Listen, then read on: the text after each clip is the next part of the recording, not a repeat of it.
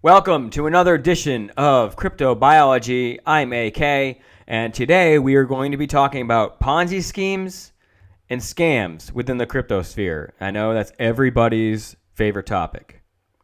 So before we get right into that, I just wanted to reach out to you guys and say, I know we're a new podcast or video cast if you guys are watching on YouTube, but please, if you like what you're hearing, show support by liking it, leaving a review on iTunes, subscribing to the channel, or leaving a comment if there's any constructive criticism or any topics that you want me to form a show around.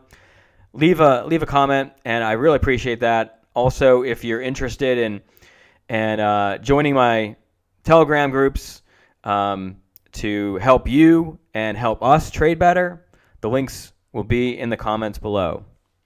So with that, let's get right into it. So I wanted to first define what a Ponzi scheme is so that everybody's clear. So a Ponzi scheme, or also a pyramid scheme, is a fraud disguised as an investment opportunity in which the initial investors and the people who are perpetrating this entire fraud are paid out with the funds from the later investors as they come through. So a Ponzi scheme needs continual income, new blood, new money in order to continue. So basically, every time a new person signs up, gives them the money, a portion of it goes to whoever's in charge of it, and then they pay out somebody who's been waiting for a payout, somebody who came long before that. So it just continues to go in a cycle, and the more people who sign up, that's, the more the scam or the fraud can continue. But as soon as it slows down, that's when people start wondering, where's my money? Where's my money? And then when the money kind of dries up, that's when the fraud is up. So that's the definition of a Ponzi scheme. Now, a scam is just a general fraud or deception that somebody does in order to get something from somebody else. So really, it's like an unclear means of somebody taking something from you. So it's not clear. There's truth isn't involved. It's there's always a deception there. So these two words come up a lot within the crypto sphere. So obviously, BitConnect is a hot topic. People are so passionate about it on both sides that there's really no listening going on when people debate whether it is a scam or is a Ponzi scheme or isn't. And I want to say that doesn't help anybody. So the people who are in it obviously don't want to think it's a Ponzi scheme or a scam, because then that shatters their perception and shatters their worldview, and that shatters their plan on how they're investing. Now, of course, it can be a Ponzi scheme or a scam, and they may be ripped off. But at that moment, they don't want to look at that. And unfortunately, this type of closed-mindedness runs deep. I mean, it's not just in investing, or it's whatever somebody puts their belief into.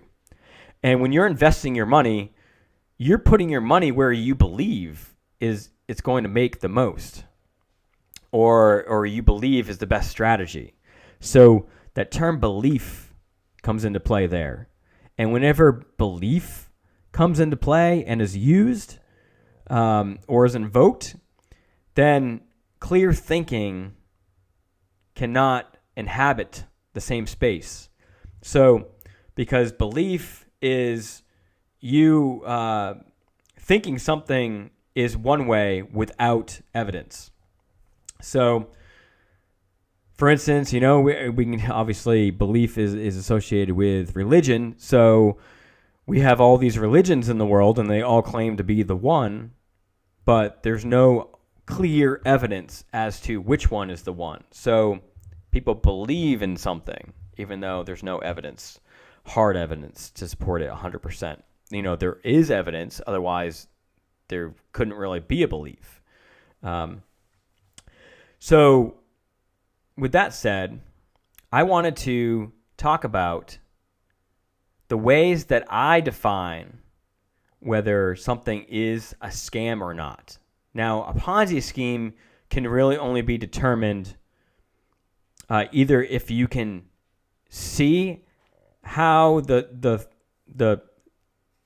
company or the investment, how that all works, then you can, if you can see the breakdown of where all the money goes and where the money's coming and going and how you're getting your investment money back with interest, if you can see all that, then you can determine whether it's a Ponzi scheme or not.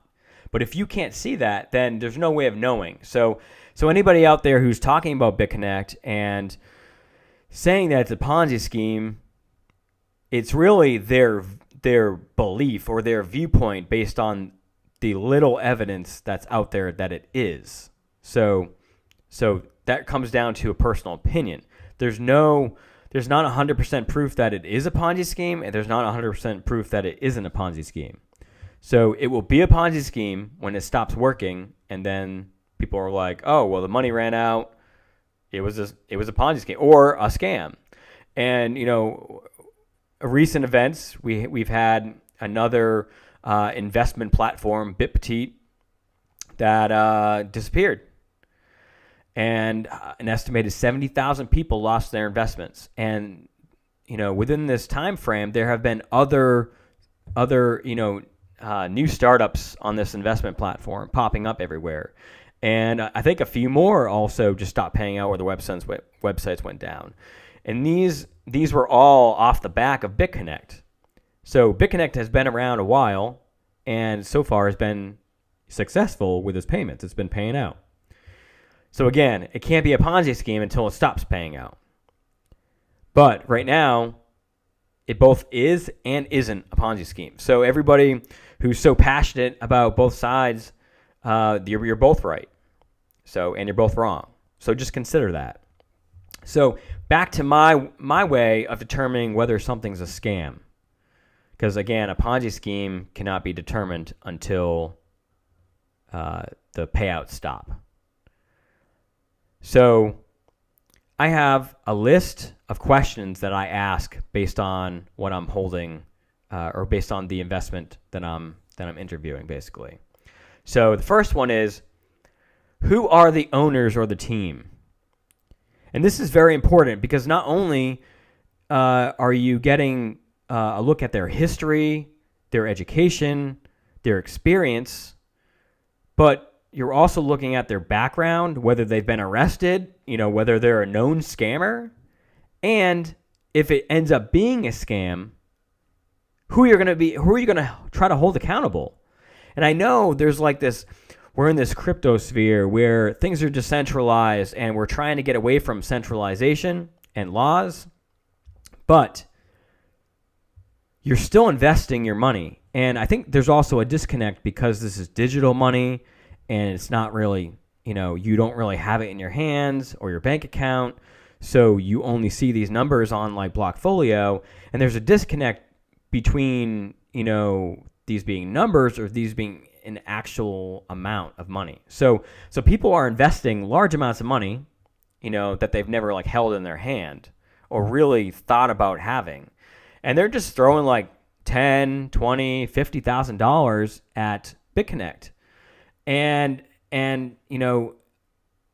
as we'll go through, we can go through these questions and hold it up to BitConnect to see, how much do we actually know about BitConnect and whether throwing all this money at them is a good idea or not. So again, my first question is, who are the owners, the team, and who do we hold accountable if this thing fails? So number 2 is, are they a registered and legit company? Is this a company? Because, a lot of the coins out there, besides the shit coins or, the currencies, a lot of them have to do with companies and ideas around the blockchain and things like that. So if this applies, is the company registered? and okay, the next question is, where are they located? So are they registered, and where are they located? Are they in a country that has a lot of laws around it? So that's one thing to take into account, because that's going to determine whether, again, going back to number one, whether you can hold them accountable. Because if these people are in a third world country like Nigeria or Pakistan or any of those countries, there may not be laws around this kind of idea of whatever they're doing, and some scams may not be against the law there. So you just have to be careful. So if they're registered in a legit country, that holds some value there. So the next question is what we just talked about. Are there laws that apply wherever they're located? So, take into that consideration.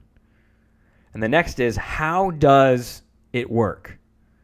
So how does this idea, this investment work? So I give my money to these people. Where does the money go? How is it used? What is the risk and liability on their end? And what are they, and when they take my money and take other people's money, what is happening there? And then when I get my returns, how is that, where does that come from? How are they making the money? And, basically, how is all the money that I get, how is that being made? So that's one thing you want to look to knowing, because, that's important. If they're taking the money and, buying drugs and selling, you have to limit your liability on your end. So you want to make sure that they're not doing anything crazy and illegal. Unless you're, going back to the first episode, unless your intent is that, you're just high risk, So again, clarifying your intent comes into play here when you're going through these questions. So how does it work? Is there a white paper? Obviously a white paper will describe, or should describe, the level of technology that they're creating and how it all functions. Now, next is, how do they make the money and what is their strategy? So that kind of goes hand in hand with, how does it work? So again, you want to know, how are they making the money to then give to you? And I would say even throw in there, how much money are they making off of it? And then after that, we go down the list. Who has control of the money once I give it to them? And is this centralized? And is it on a blockchain? Because a blockchain, even if it's centralized, a blockchain, depending on what information is being put on the blockchain, that can provide truth and honesty. And that's something you want to look for. So, and then who has control of the money? So, again, where is it going? Who is touching my money? And how is it being, or how am I gaining money off of that? And the biggest one is, or I guess going back to control, am I in control at all times? Can I withdraw my money at any time? So once I put my money in, if they have full control over it, that's a little scary to me, because I just can't, if I, what if something happens and I need money right away? Obviously, you shouldn't be investing more than you need to lose. But what if I need that money right away? Can I get it out? So that's another question. Like, how easy is it to be withdrawn? Then go into open source. So if the investment is being put into some tech that's coded, is this open source? And I'm not saying it has to be open source. I'm just saying, if it's open source, you can check for things like malware and viruses and things like that. So, and you can kind of follow the money and see the algorithms. So that's just a plus if it's open source. If it's proprietary information, I can understand if it's not open source. But again, that's a more centralized issue. and we're not getting away from decentralization if it's not open source. And then what are the results?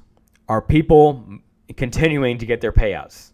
Basically, that's a big one as well. So obviously, if people stop getting their payouts, then that pretty much means it's a scam, unless there's some reason for that. So are people continuing to get their results?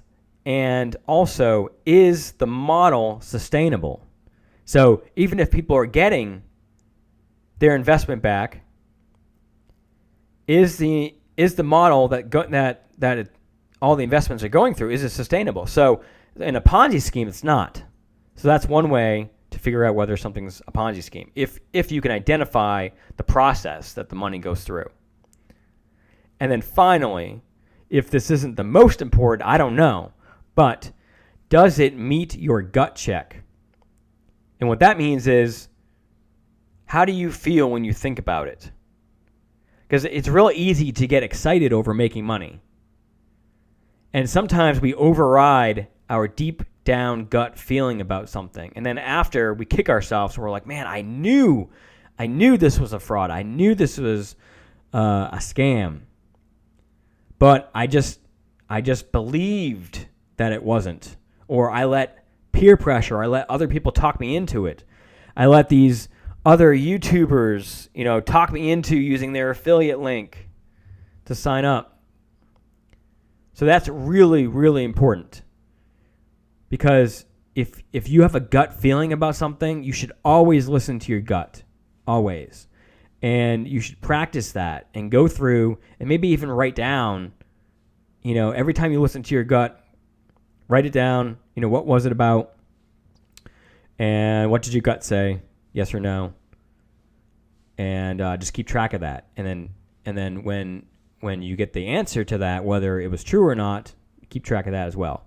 And then you can kind of go through your mental state and figure out, well, was I emotional? Because emotions play a big part. A gut reaction is basically there's no emotions. You just say yes or no by what your gut feels.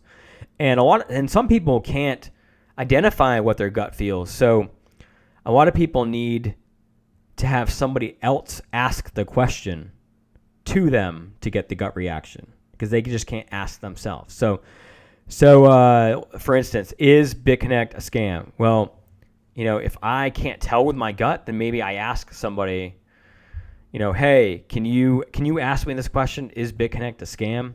And then you see what your reaction is to what they're saying.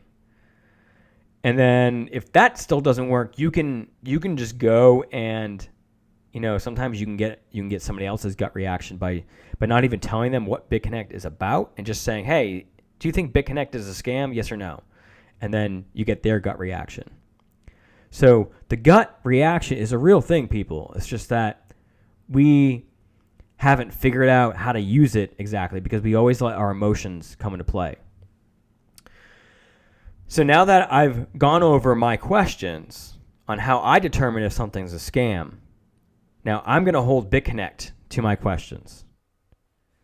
So BitConnect, we all know what it is. I don't need to go into what it is. I mean, if you don't know what it is, just look it up on YouTube. There are plenty of videos. So, number one, who are the owners or team, and can I hold them accountable? Well, we do know that BitConnect is a registered company in the UK under the name of Ken Fitzsimmons. So, actually of Ashford, England. So people have tracked him down to this this panorama building, and there's never been rental space there, but people think that maybe it's run out of an apartment there. So who are the owners? Well, we know we have a name, but nobody's been able to track down who Ken Fitzsimmons actually is in person, and we don't know who the team are. So if you were going to try to hold them accountable, there's probably a slim chance. I mean, you may, if you got a government involved, maybe they could do some detective work and track it down. But that might be a tough one. With BitPetite, nobody knew anything. They just knew one lady's name, and nobody knew whether that was actually a real person or not. So a lot of people actually think that they're Nigerian scammers. So again, nobody really knows who the true owners are of BitConnect, even though they just had a big conference. But I don't think anybody by the name of Ken Fitzsimmons was there. So is this a registered and legit company? Well, we do know it's registered in England. Legit? Well, I don't know, because I feel like this lending platform may be illegal or may need some type of regulation if they really were within the confines of England. Just being from the U.S., any time you're dealing with lending and money, there's permits and stuff that you need. So I don't know the answer to that. I don't know whether there are laws around that being legit in England, or whether they have filled out the necessary paperwork. And I know a lot of people were like F regulations, F that, and I'm with you to an extent, but we're talking about these people taking your money and doing stuff with it. And I know that if BitConnect disappeared tomorrow, the same people saying F regulations are going to be complaining and whining about all the money that they've lost. So sometimes regulations are a good thing. They definitely would have saved people from losing money on BitPetite, most likely. So where are they located? So we do know, again, registered company in England, but nobody's been able to find them. So again, BitConnect hits all three of the first questions, but with some shadiness there, because it's not 100% clear. So they're not being 100% authentic in identifying themselves. And to me, that puts some scamminess to it. And a lot of people are like, oh, well, if you were doing this, you wouldn't want the government's, trying to regulate you or knocking on your door. Well, you're handling a lot of people's money. So, again, only invest to the level of risk that you are willing to handle. Because there are people who invested in BitPetite who are giving one kid death threats because they couldn't handle losing their money. But that's what you're playing with when you give your money to something that's a little shady. So again, next. Are there laws that apply? So again, I don't know if there are laws applicable to the lending type of platform that they're doing within England. So we don't know. How does it work? Is there a white paper? To my knowledge, there isn't a BitConnect white paper.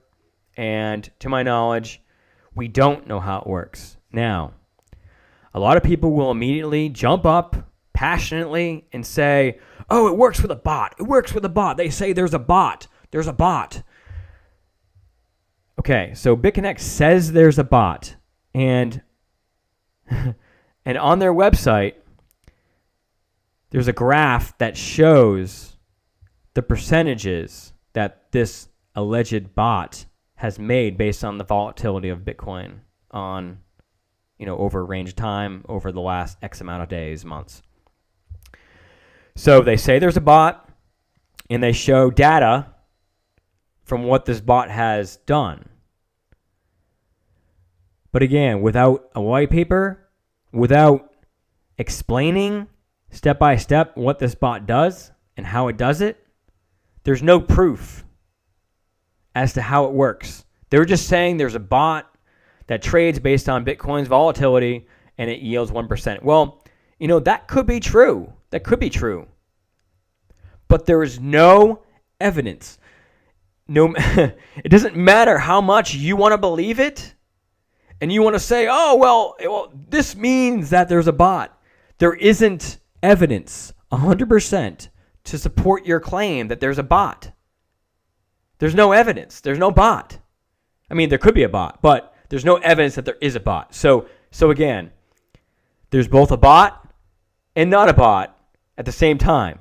Just like it's both a Ponzi and not a Ponzi at the same time. So people are both right.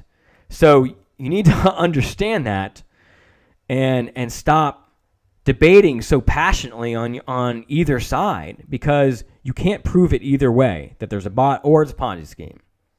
I mean, that's reality. So if there isn't a bot, or if there's a chance that there's not a bot, then how are they making this money?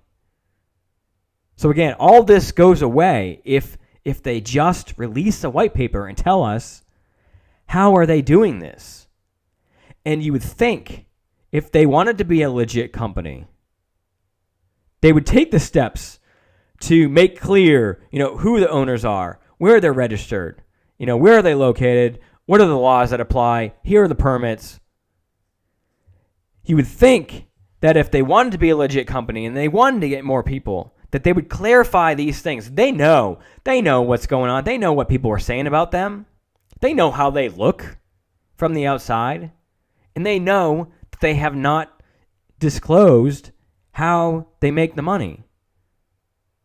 Because they would clarify that if they knew that, potential investors wanted to know this information.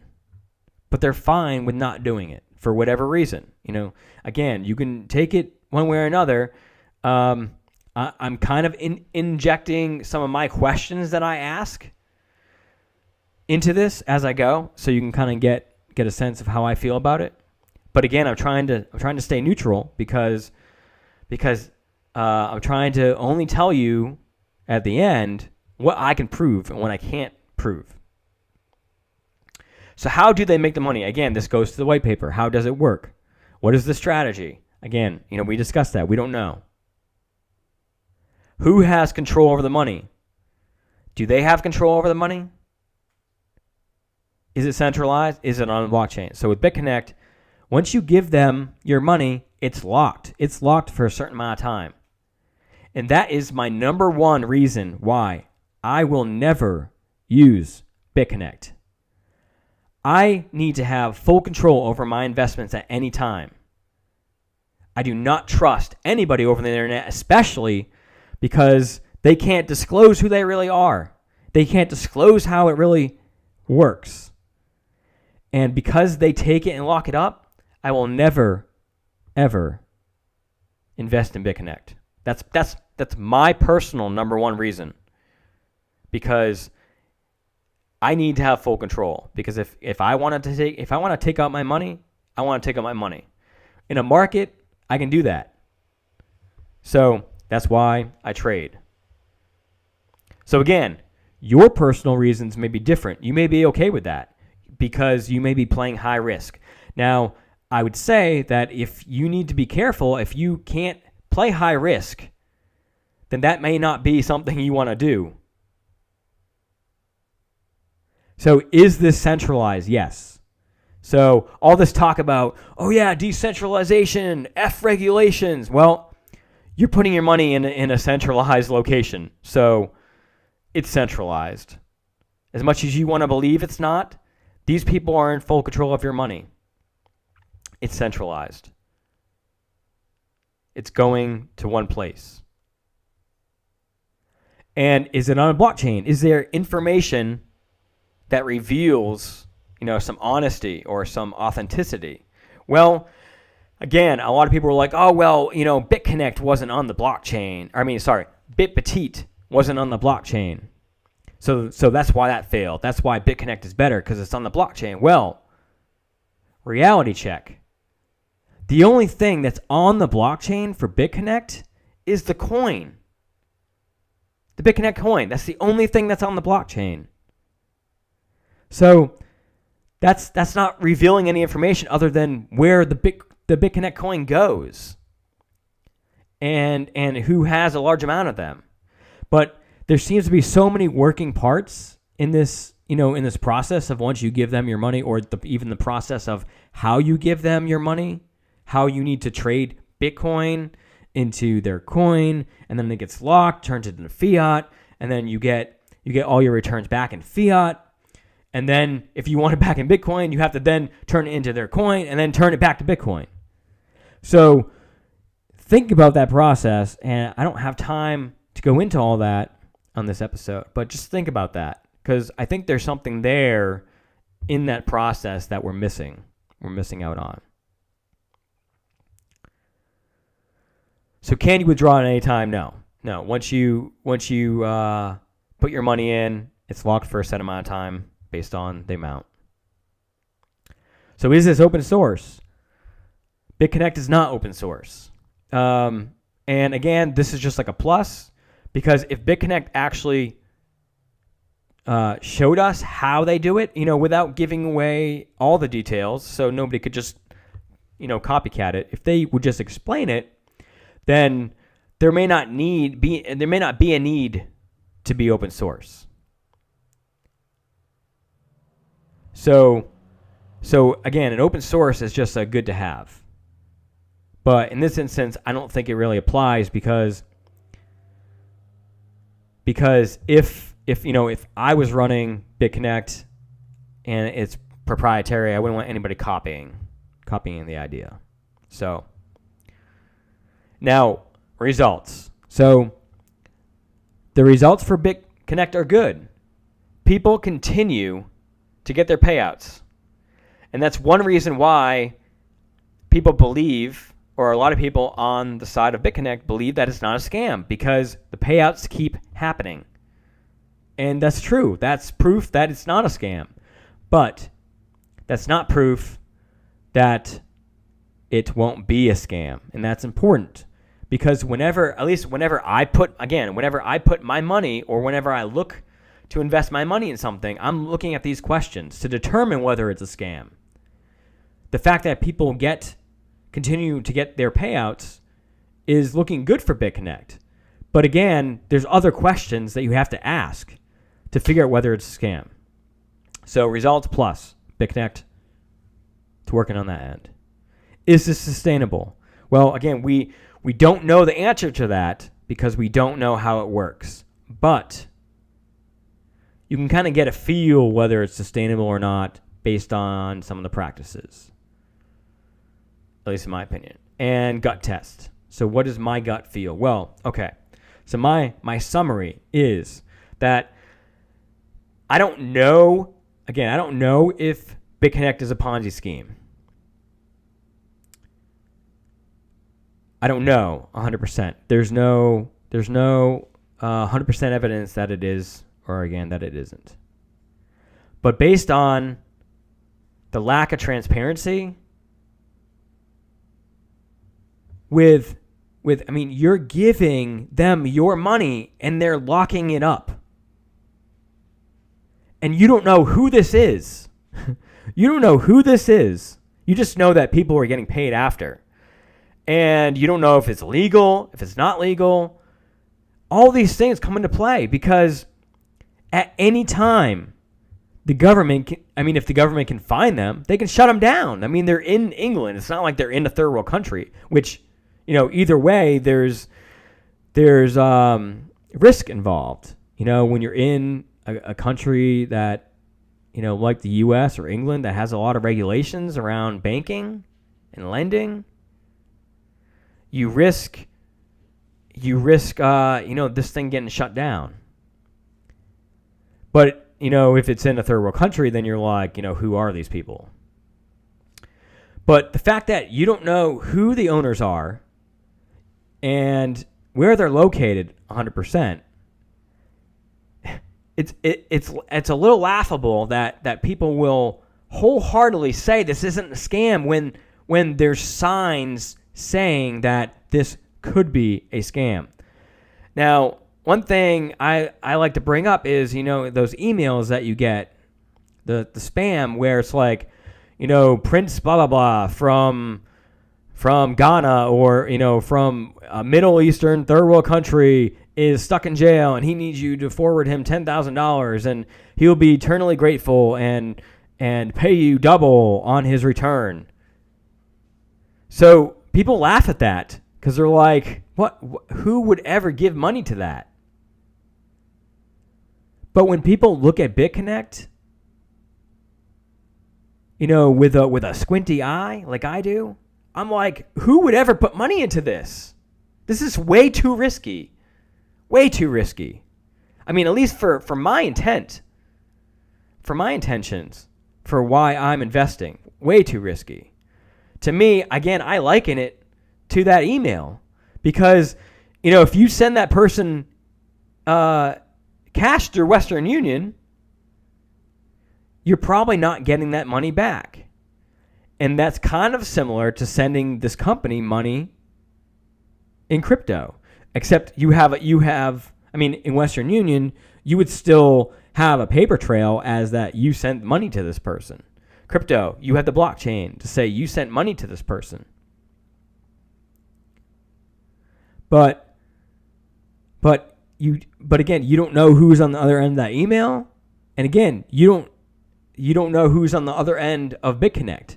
The only thing that I think BitConnect has over the email scam is that there's proof that other people have gotten paid up until this point. Alleged. I don't know if there's some people who have. I don't know. All that I hear is that people are getting paid. So I'm going to go with that. So there's no white paper. We don't know how they're making money. It's registered in England, but nobody can find them. Nobody knows who this guy is. So that's as good as not, in my opinion. So my final judgment on BitConnect is only put money into it if your intention is high risk investing. If you're in it to try to make as much money as you can, if it's money that you don't care and you will not cry over if it gets lost, then do it. Do it. But when you do it, consider that money gone. And if it comes back to you, perfect. It comes back and it's just a bonus. But just know that there's a chance that money can disappear. And I know if BitConnect disappeared tomorrow, it would be chaos. And when I break it down, my gut says that this is a scam. It's a scam that just has not turned into a scam yet. But again, I could be wrong. I could be totally wrong, and I admit that. And I'm not here telling you not to invest. I'm not here telling you that it's a Ponzi or a scam. My feelings are that it's a scam, but based on the evidence, I will not be investing. That's all I can say. I just wanted to talk you guys through this and give you an unbiased kind of way of looking at it, and then give you my opinion based on how I look at it, and some questions to ask yourself when looking at things like BitConnect. So I hope you guys got something out of it. I don't think this video was like any other that's out there. There's a lot of videos where people are like, oh, an unbiased review of BitConnect. And then they're like, oh, yeah, use my affiliate link at the bottom. That's not an unbiased review. If you are participating in it, then ultimately it's not unbiased because you are making the video to try to get other people to invest under you so you can make money. At least they, again, they're saying it's unbiased, but, they talk about their affiliate links. So I was going to say, at least they tell you, but again, just saying it's unbiased, they're not being truthful. But I would like to say that this was an honest and unbiased review, aside from my personal opinions whenever I interjected them. So guys, I hope you got something out of this. Feel free to leave comments in or below the YouTube video, or again, if you're on iTunes, you can leave a review on the actual podcast. But if you want to send me comments, my email address is Aaron, Aaron, at CryptoBuyologist.com. So it's like the name CryptoBuyology, but instead of a Y, just add an ist to it. So with that said, this will conclude this episode. I apologize for it being so long, but I hope that it was worth it with all the content that has been inside. So again, thank you. I appreciate all the likes that you can provide me. And if you want to support me and us continuing to do this, please share with anybody you feel that it would be valuable. And again, thank you very much. I will talk to you again on the next episode.